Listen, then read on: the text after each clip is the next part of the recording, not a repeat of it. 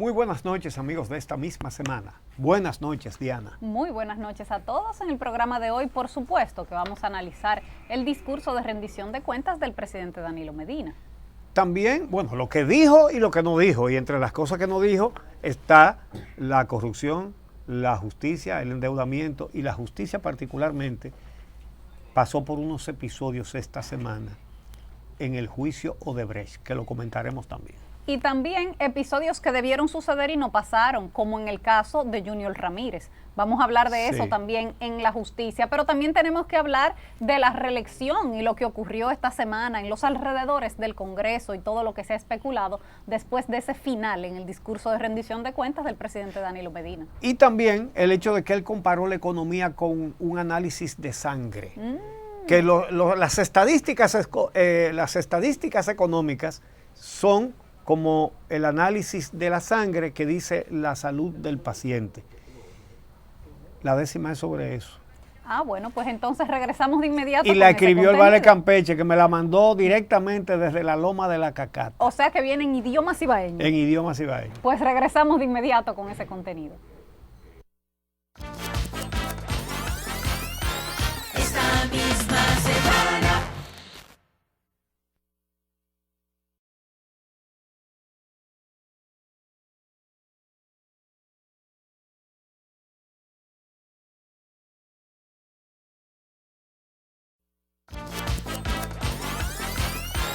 Esta misma semana.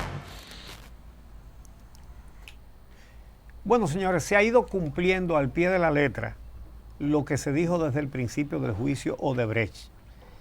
Lo dijo primero la magistrada Miriam Germán y después lo dijo mucha gente, incluidos nosotros, que el expediente está hecho para que el caso se caiga. Ya tenemos mecanismos que conocemos. El no al lugar habiendo todas las pruebas, el archivo definitivo habiendo también todas las pruebas para condenar. Y como ya esos 12 mecanismos están desacreditados, ahora han inventado otro que se está aplicando en el caso de Brecht y en el caso de Junior Ramírez, implementarlo mal adrede para que se caiga. Ahora bien, las cosas que se oyeron en el juicio de Brecht esta semana, de PLDistas acusando a PLDistas y diciendo que el dinero fue al partido, eso no tiene madre. Y lo que sucedió esta semana fue interesante. Le tocaba a Víctor Díaz Rúa presentar sus elementos de defensa ante la acusación del Ministerio Público. Y su defensa se basó en explicar que esas cuentas que le atribuye el Ministerio Público no eran solo de él, que la mayoría de esas cuentas eran cuentas del PLD y que en algunas de ellas incluso firmaban también otros dirigentes del partido y que esas fueron las cuentas que se usaron para las últimas 3 campañas del partido de gobierno. Vamos a escuchar lo que dijo Víctor Díaz Rúa. Es que yo era el tesorero de todas las campañas. Entonces, ¿dónde voy a manejar los recursos? Tengo que manejarlo en cuentas, ¿no es verdad? Entonces tengo que manejarlo en unas cuentas. Y esas cuentas son las cuentas de campaña, que la tienen todos los partidos.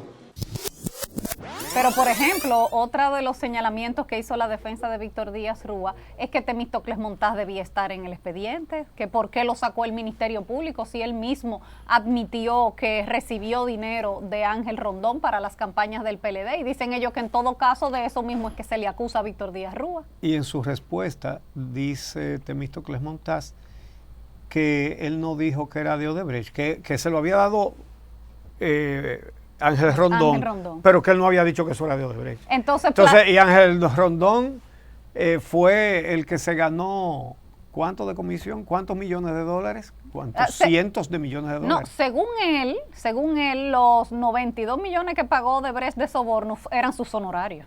Según Ángel Rondón. Pero entonces también dice la defensa de Víctor Díaz Rúa que el PLD debería estar como imputado en el proceso, porque ya que las cuentas eran del PLD. Bueno, eso fue lo que hizo el PRM, que el PRM hizo,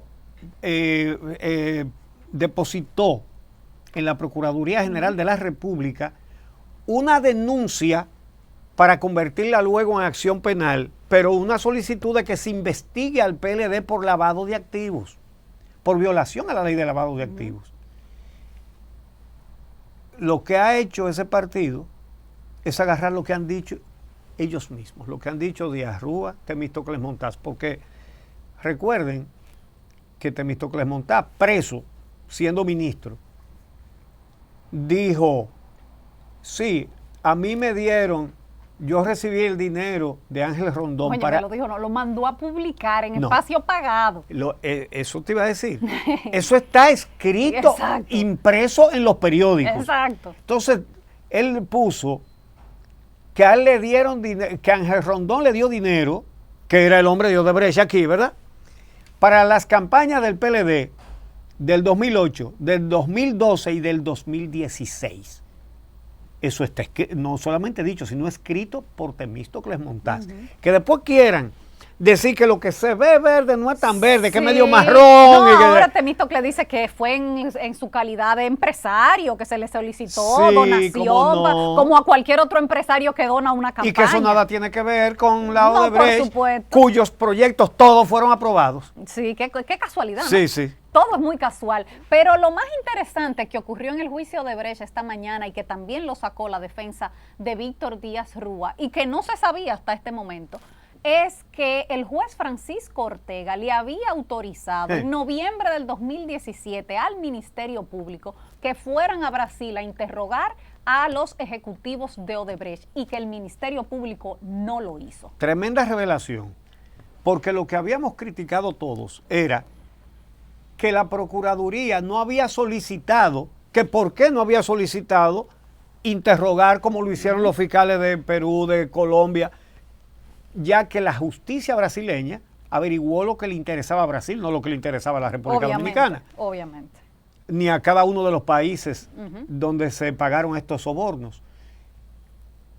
Pero resulta que el Ministerio Público se quedó callado con eso y ahora sale a relucir en el juicio, señores, que el Procurador General de la República, Jan Alain Rodríguez, le solicitó al juez la autorización Para que eso pudiera servir de prueba. para, oye, Y el juez le dijo que sí. para interrogar a los delatores premiados de Brasil, con los que habían tenido que ver con los sobornos pagados aquí. Obviamente. Y ahora el juez dice, ellos me solicitaron la autorización, yo se las di. Y no la hicieron. Es decir, muchacho, tú te estás volviendo loco, tú no sabes que vamos a salir todos ahí. ¿Y qué invento es ese de interrogar a los que saben para este juicio cuando el gobierno no resiste ni dos palabras No, de peor lo es que saben los peor es que brasileños? los fiscales que están trabajando en esta acusación del caso de Brecht respondieron a ese señalamiento que hizo la defensa de una Víctor respuesta Díaz. que no dijo nada. Sí, no, a ese señalamiento de la defensa de Víctor Díaz Rúa, ellos dijeron, fuimos nosotros que hicimos esa solicitud Ay, al juez, sí. pero no va a ser la defensa de los imputados que nos va a trazar a nosotros la pauta de cómo vamos a dirigir nosotros nuestra investigación.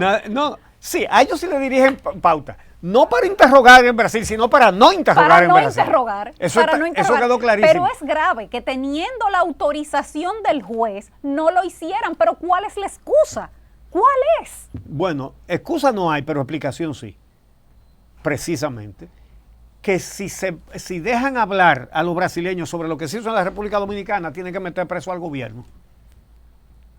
Y al partido. Sí. Una celda para el partido y otra celda para el gobierno. ¿Será en el estadio Quiqueya y en el estadio Cibao? ¿Será?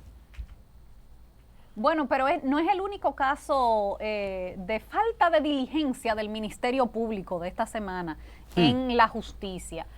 Llama la atención que se publica en los medios de comunicación una intimación que le hace el juez a la fiscalía sobre el caso Junior Ramírez. Resulta que en diciembre del año pasado el juez Martínez Abreu le había concedido una prórroga al Ministerio Público de 2 meses para que terminara su investigación y presentara la acusación en el caso de Junior Ramírez. Le hace la acusación contra Manuel Rivas, el exdirector de la ONSA, y todos los demás implicados en el caso, incluyendo a Argenis Contreras, que está prófugo, y los demás, el que era el encargado de finanzas de la ONSA y todos los demás involucrados, el coronel también.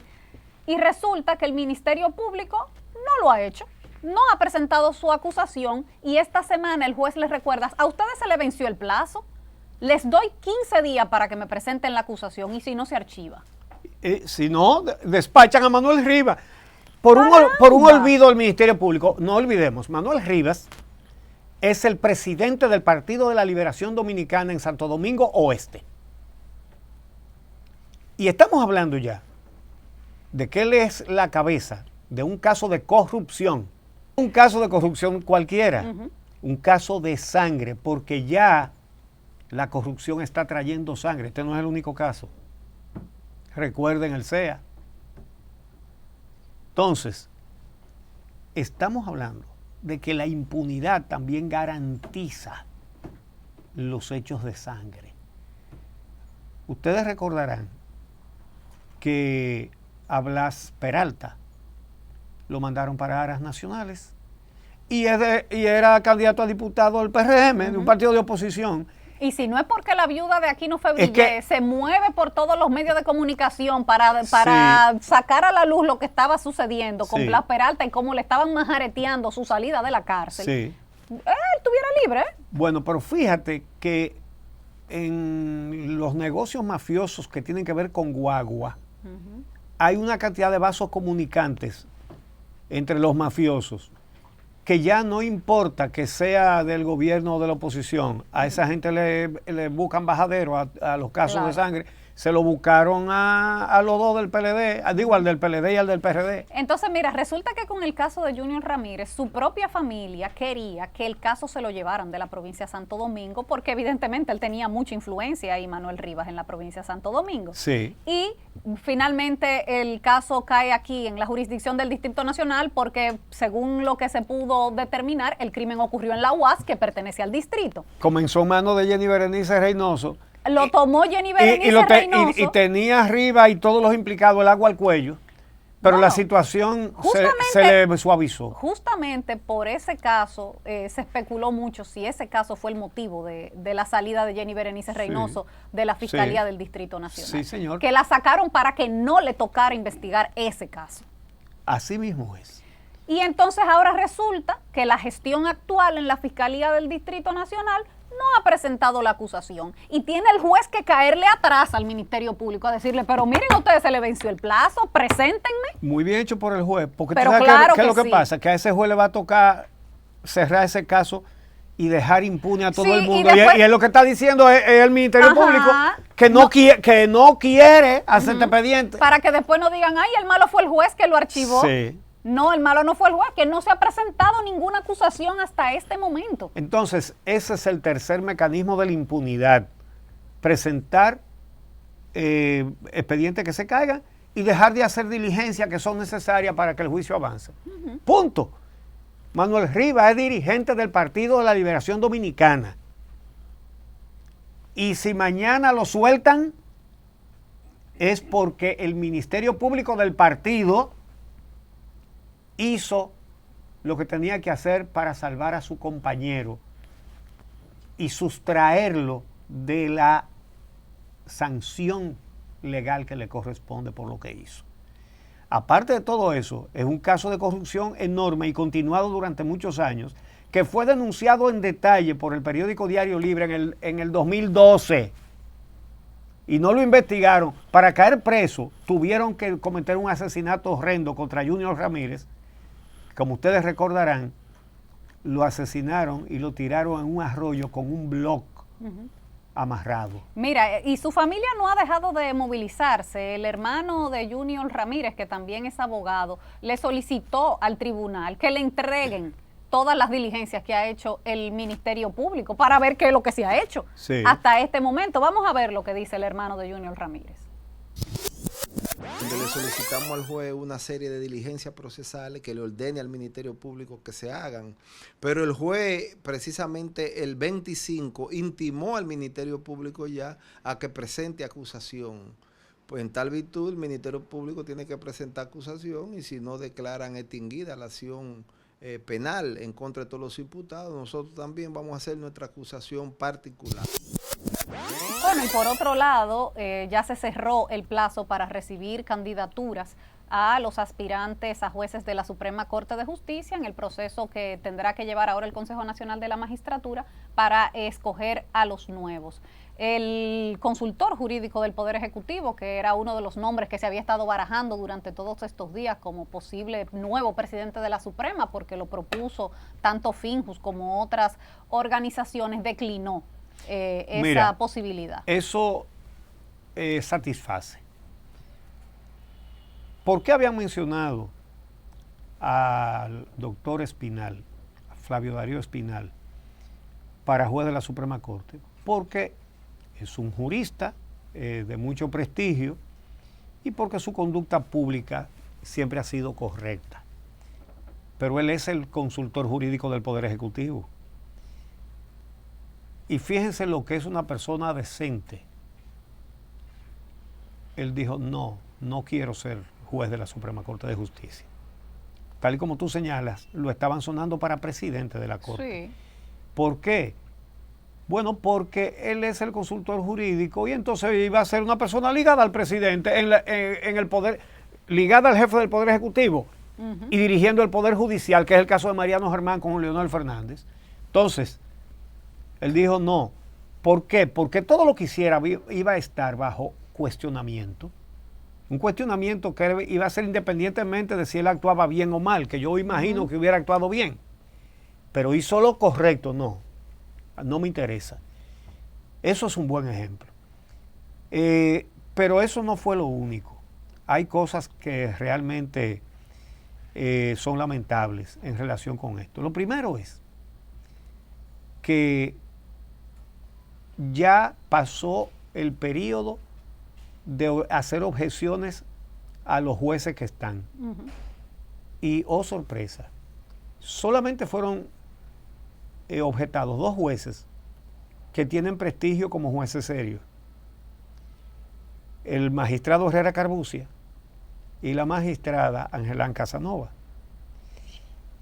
Entonces, los más cuestionados, nadie le puso ningún tipo de objeción. O sea, los que le dieron el archivo definitivo y no al lugar a Félix Bautista, eso no tienen ninguna objeción por parte de las organizaciones, de la sociedad civil. Muy interesante. Nada. Entonces, realmente eso desconsuela, porque y tantas entidades públicas que están atentas a esta cosa, ¿y cómo es que nadie puso una objeción?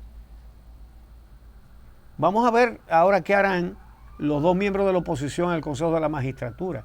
Quiere decir que nadie va a cuestionar que llegue un funcionario acusado y le contrasten su declaración de bienes, que decía que todo lo que tenía valía 547,000 pesos, con una certificación de la Superintendencia de Bancos que daba testimonio de que había depositado 27,000 millones y dijeron, no ha lugar, eso no se puede juzgar.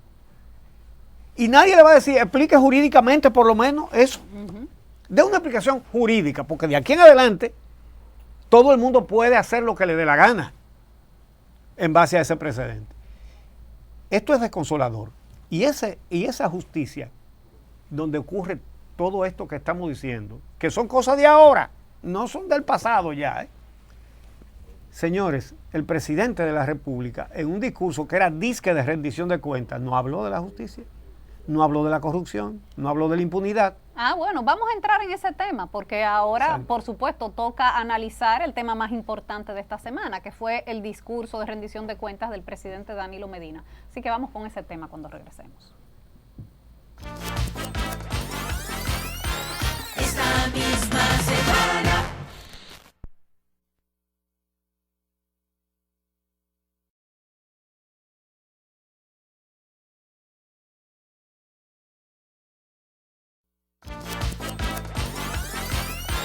Esta misma semana.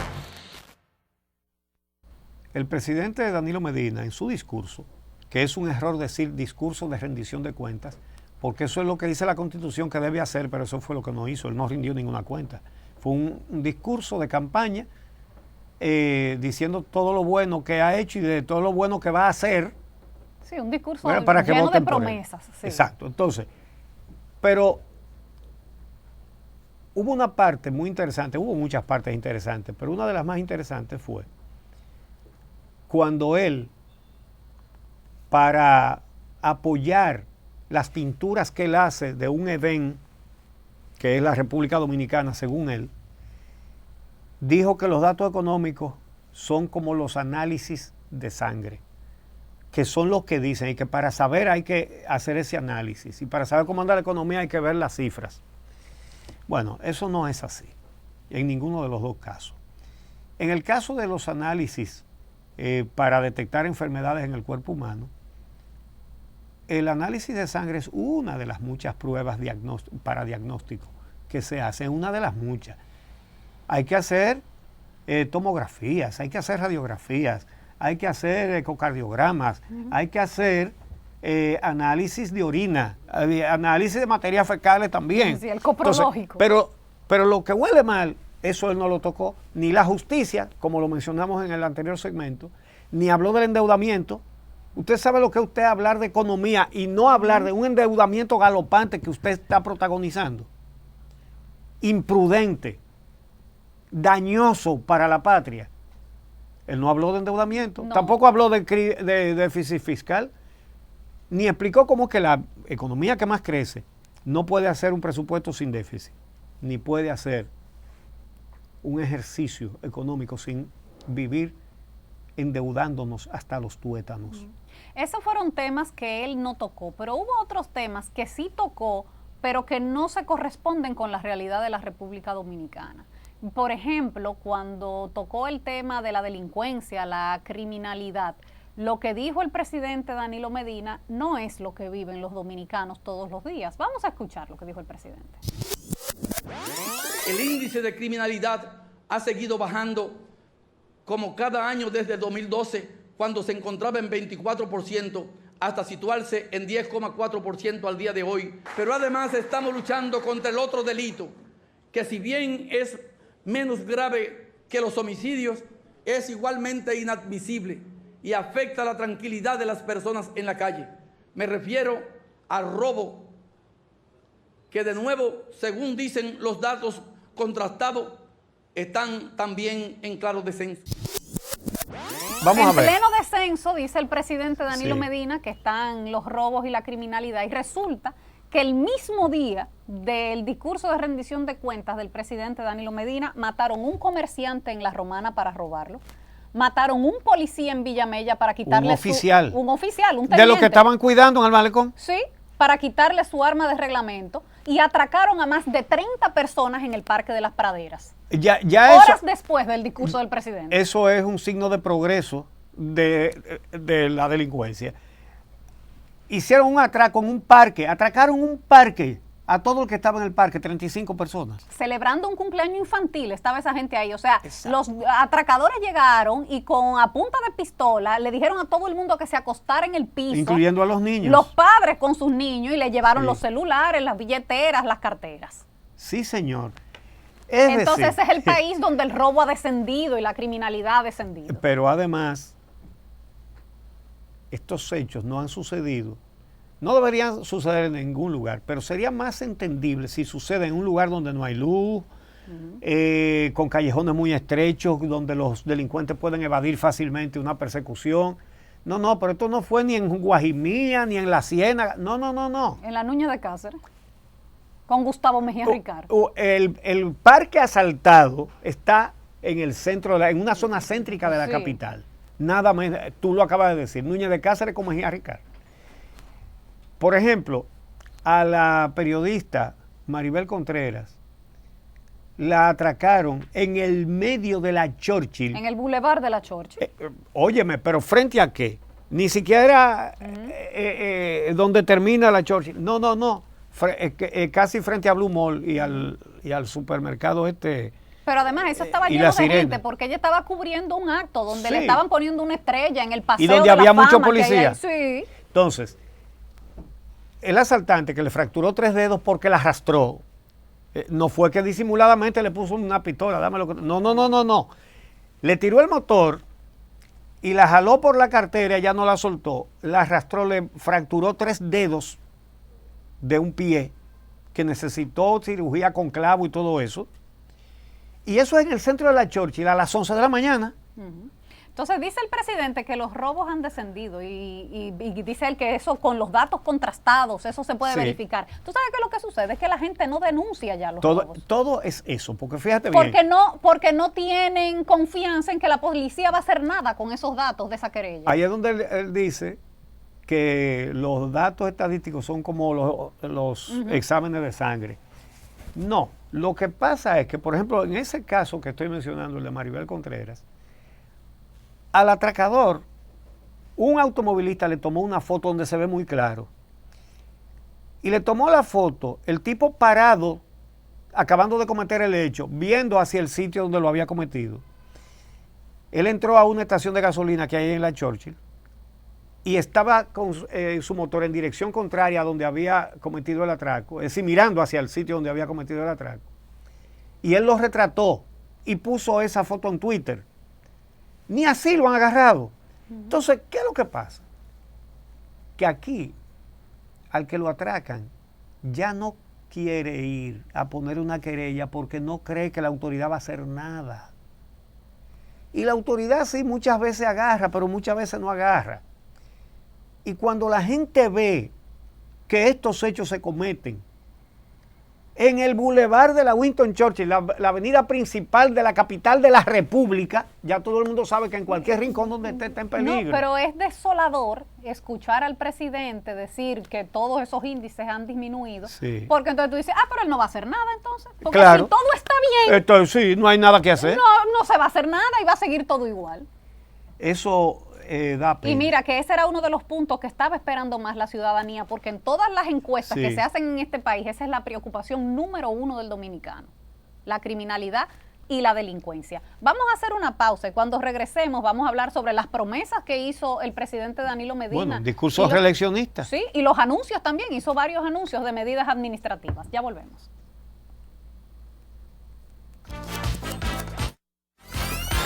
Esta misma semana.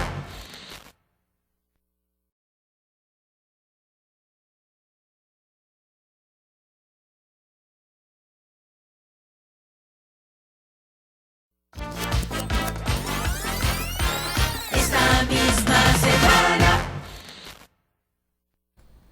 El discurso fue para anunciar la reelección sin decirlo directamente, pero no hace falta que lo diga directamente. Bueno, él anunció una serie de proyectos que uno se pregunta cómo es que lo va a poder realizar en 1 año y 3 meses, que es lo que le queda de gobierno. No, porque él no, presentó no para 1 año. proyectos y propuestas como para 8 años más. Sí. Entonces, ese es uno de los indicadores de que por ahí puede andar la cosa. Pero él por la dijo, reelección. él dijo varias frases. Sí, las vamos a escuchar sí. más adelante, pero hizo anuncios que son anuncios que por supuesto caen muy bien en la población y de cosas que son necesarias. Por ejemplo, Lo de la seguridad social, anunció la reforma a la ley. apoyo total, hay que Claro, darle a eso. por supuesto, y de hecho ya la remitieron al Congreso Nacional. Al día Sí, siguiente del discurso sí. remitieron el proyecto de ley al Congreso Nacional y ahora habrá que ver si realmente hay tanto consenso, porque se habló de reducción de la comisión que se ganan las administradoras de fondos de pensiones. Pero que tiene por que ser ejemplo. así. Sí, claro, así.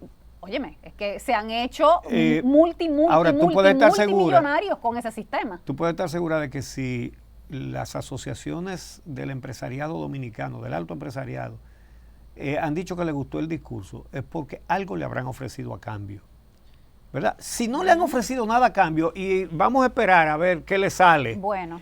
entonces aplaudámoslo. Cuidado, porque en este momento también está en discusión la modificación al Código Laboral.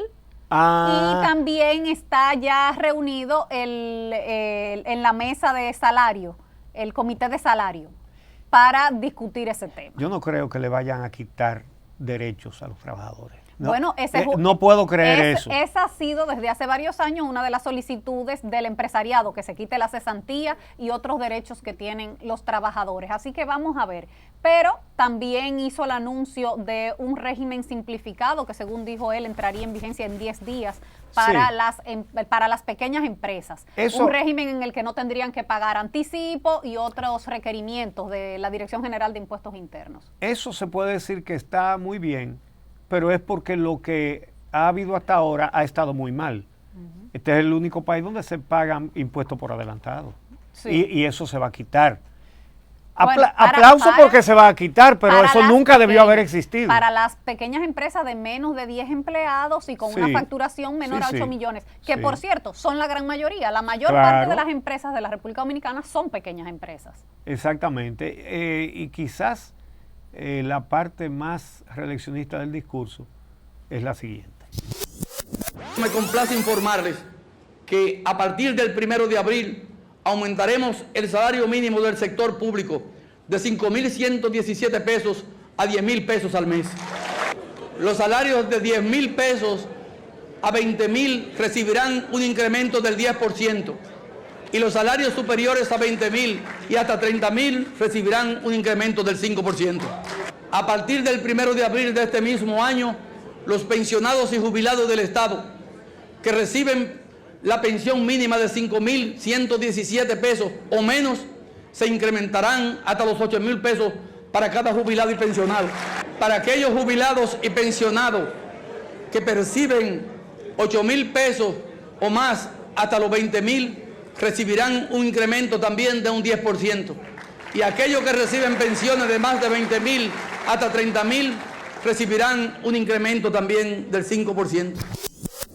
Bueno, el ministro de Hacienda, Donald Guerrero, dijo que ese anuncio que hizo el presidente de aumento al sueldo y las pensiones le costaría al Estado, según los cálculos que ellos han hecho, unos 3.500 millones de pesos, que ahora verán cómo lo van a obtener de reducción de gasto y por... pero del gasto el presidente no habló. No, por ejemplo, no habló del gasto, no. No habló de eso. Ahora, por ejemplo, nosotros en el día hicimos un trabajo de investigación porque le solicitamos tanto a la Cancillería Dominicana como al Departamento de Estado de los Estados Unidos que nos dijeran en 4 estados de los Estados Unidos cuáles son los vicecónsules que hay de la República Dominicana. Los reconocidos por ellos. Y confrontamos la lista de la Cancillería con la lista del Departamento de Estado. Por ejemplo, en Nueva York, la Cancillería registra 38 y el Departamento de Estado tiene registrado a 4.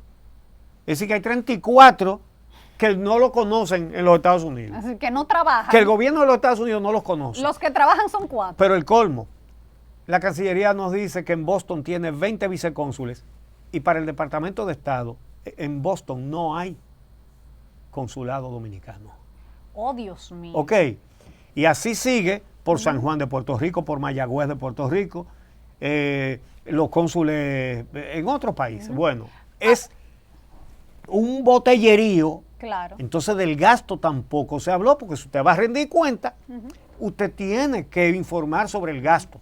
Ahora, el aumento anunciado es importante. Hacía décadas que no se hacía un aumento de salario general en el sector público, porque hay grupos que tienen capacidad de presión y que han logrado aumentos, como los maestros, como los médicos, por ejemplo, pero los empleados de menor categoría, que serían los más beneficiados con esta medida, no tenían esa capacidad de lograr presión. Pero ahora expliquen una cosa. Esos empleados públicos, que son millares, que ganaban 5.177 pesos y que ahora van a ganar 10.000. Según el ministro de Hacienda, esos eran los menos, que el mayor grupo son los que están entre 10.000 y 20, que ese es el mayor grupo. Está bien, pero lo que estamos hablando, y se debería explicar, es que esa gente ganaba 5.000, ganan todavía, 5.177 pesos mensuales, cuando el mismo Banco Central estima que el costo de la canasta familiar está en 29.000 y pico de pesos. Entonces, un gobierno y un presidente que dicen que ha sacado a 1,5 millones de la pobreza, esos habían sido sacados de la pobreza, pero más. Y ahora que de 5.177 van a ganar 10.000, ya lo sacaron de la pobreza. Así es como estamos sacando a la gente de la pobreza. Entonces, los medios de comunicación somos muy, muy amables. Casi todos los medios de comunicación le llaman el discurso de rendición de cuentas. ¿Y cuáles cuentas rindió? No rindió cuentas. Hizo promesas, que es una cosa muy diferente a rendir cuentas. Esa es la realidad. Queda planteado el tema de la reelección. Sí, sobre todo en la parte final del todo el discurso, porque es una serie de promesas, de obras que evidentemente toma más de 1 año y 3 meses realizarse, pero al final del discurso él dijo unas frases que van por ese camino. Vamos a escuchar. Y hoy, casi 7 años más tarde, les digo nuevamente, estoy aquí para los difíciles, sí, para los difíciles, para lo que no se logra en 1 hora, para lo que no es posible sin esfuerzo, para lo que no cuesta, para lo que cuesta, pero tiene que hacerse. Estoy primero, día tras día, hora tras hora, dispuesto a pagar el precio que haga falta por servir a nuestra patria. La pregunta es, puesto que tendría que reformar la Constitución otra vez, así que ahora tendría que comerse podrida una ballena con tu y cachalote, ¿cómo lo va a hacer? Bueno, él dice que él está dispuesto a pagar el precio que sea, el precio que sea para servir lo a que la cueste, patria. dijo, y ya sabemos que eso cuesta. Y mucho. Claro, no le cuesta a él, le cuesta al Estado. Ok, de que cuesta, cuesta. Ahora, si tú sacas la cuenta de los congresistas que tiene, él necesita 140 y pico de votos. Sí, bueno, eso es si asistieran todos. Diputados. No, porque la asamblea, sí. son, creo que 222 congresistas entre los diputados y senadores. Sí, porque son 190 diputados y 32 congresistas, son 122. Él necesita casi 150, porque son 2/3 partes para aprobar. Entonces, él tiene como 50 diputados, tiene casi 20 senadores y ya. El Partido Revolucionario Moderno tiene como 50 diputados. El PRD tiene, creo que son... Sí, Leonel tiene como 40. Leonel tiene como 40. Entonces, ¿dónde él va a encontrar los votos? Comencemos por Leonel. Claro, en su mismo partido. Comienzan a echar las cuentas por ahí, en los que apoyan a Leonel Fernández. En el 2015, cuando Leonel Fernández fue y dijo un discurso en televisión que se proclamó guardián de la Constitución, al otro día le compraron a todo lo que decían que estaban firmes. Enarbolaron el eslogan de firmes y se lo pusieron en un broche todito, firme. Y los firmes firmaron por la reelección. Claro. Entonces, ¿qué pasa? Y mira que no fue tan difícil a cambio de apoyarle sus candidaturas para que se reeligieran en el 2016. La consigna era reelección por reelección. Ajá. Entonces, porque ¿qué pasa? El oficialismo le dice, tú eres senador en tal provincia, ¿verdad? Ok, tú estás con Leonel. Yo te pongo un candidato que te revienta porque le vamos a meter dinero y te va a quedar sin pito y flauta. Ahora, si tú apoyas la reforma, entonces tú vas a ser el candidato que te vamos a apoyar nosotros ahora, que somos los que mandamos, porque tienen el control del partido. Pero eso aparte de otros incentivos. Bueno, el diputado Fidel Santana ha estado denunciando durante las últimas semanas que se está ofreciendo, él ha dicho un monto y todo, él ha dicho 35 millones de pesos, ha dicho que apartamentos y ha dicho que jipetas. Y dice él que hay algunos diputados que saben que ya no pueden reelegirse, que no pueden continuar porque no tienen el apoyo en sus demarcaciones y que ven eso como un plan de retiro. Bueno, entonces, aparte de eso, ya hablamos de los PLDistas, ¿verdad? Los danilistas están seguros, los leonelistas una parte son conseguibles, como se ha demostrado ya en los hechos. Sí. Luego tenemos los 9 del... ¿Cuántos son que tiene el PRD? 9, no, son como 20. Todo eso, con eso puede contar Danilo, pero todavía no le da la cuenta. Puede contar con los reformistas que dicen que no, pero que siempre acaban diciendo que sí.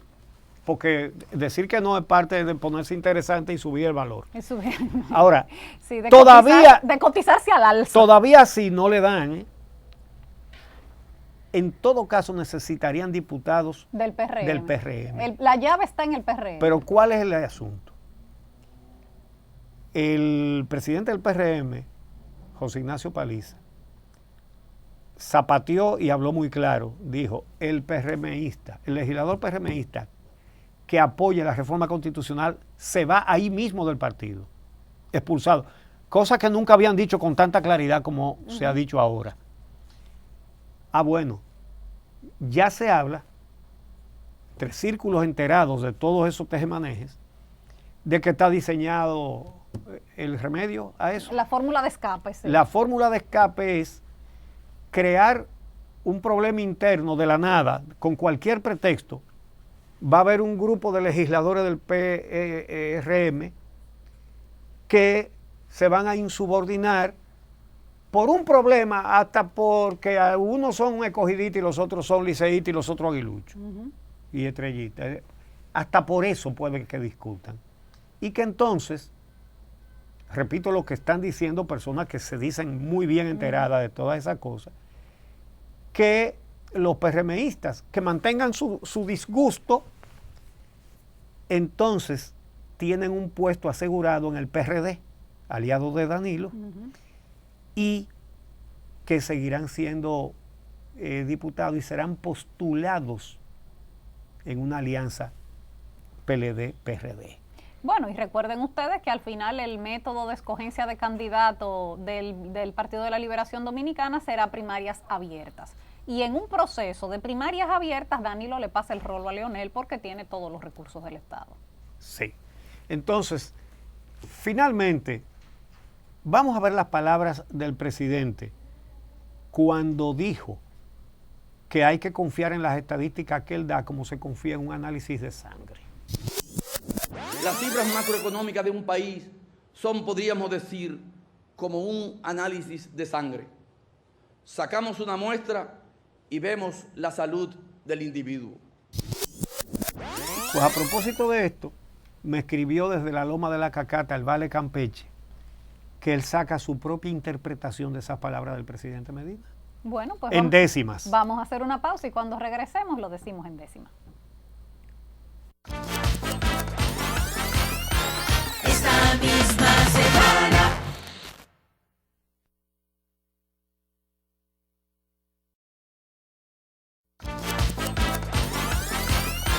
Esta misma semana.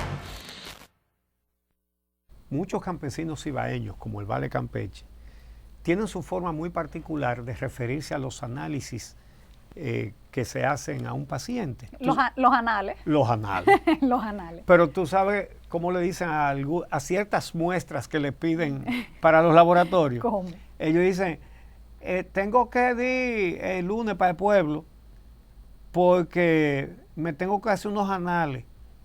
Y el doctor me pidió la materia de eficaz. La materia del fiscal. Sí, pero lo dicen de verdad, porque piensan que es así. Algunos piensan que de verdad así es como se llama, la materia de eficaz. Entonces, parece que el Vale Campeche también le dice así. Al Vale Campeche le pareció que al presidente le faltó el coprológico.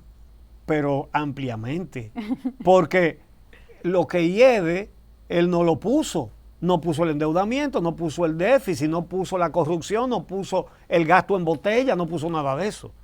Entonces, el pie forzado del Vale Campeche es la materia de eficaz. Dice lo siguiente. Según Danilo Medina, la verdad de una dolencia solo la dice la ciencia chequeando la hemoglobina. Que en la sangre se adivina de qué viene el malestar. Pero su idea está mal, porque en el laboratorio chequear es obligatorio la materia de eficaz. Según ahí dice, es lo mismo que pasa en la economía, que con los números hay día puede saberse ahí mismo si está el borde del abismo o si para adelante va a echar. Claro que para averiguar la sangre no es suficiente, se necesita igualmente la materia de eficaz. No sé en qué laboratorio es que Danilo analiza. Él dice que estamos en Suiza, mientras usted en el auditorio ya piensa en el purgatorio porque le teme a un final a mano de un criminal o por alguna dolencia. Pues no ve la presidencia la materia de eficaz. En Naibola hay crecimiento económico de aquí, pero no dice ni ji de ese gran endeudamiento que crece sin miramiento y de déficit que hay. Ni cuenta quiere sacar siendo rendición de cuentas. Y en su análisis no cuenta la materia de eficaz. No analiza la justicia, corrupción ni impunidad. Y eso es lo que a mí me da, que le veo mucha malicia. La gente ve que acaricia a la banda presidencial. Con ella se quiere quedar con todo y constitución. Pero huele la nación la materia de eficaz. No lo sacan ni con grúa, porque moverse no quiere. Y a la silla de alfileres le doblaron toda la púa. Manquetemo y Díaz Rúa rieguen en todo el tribunal algo que huele muy mal en el caso de Odebrecht. Y ahí se huele y se ve la materia de eficaz. Ya no pone ni querella la gente porque está jaita. A usted cualquiera lo asalta, lo saquea, lo atropella y quizá hasta lo degüella por quitarle un celular. Y de todo ese mal pasar, él manda más y olvidó. Pues no lo hace decir la materia de eficaz. Para ver cómo está Quiqueya, no hay que analizarla a fondo. Pues no está muy a lo hondo, el bajo es tanta botella. Danilo, una imagen bella que hizo al país presentar, dejando de analizar el olor que está cundiendo, pero todo el país está oliendo la materia de eficaz.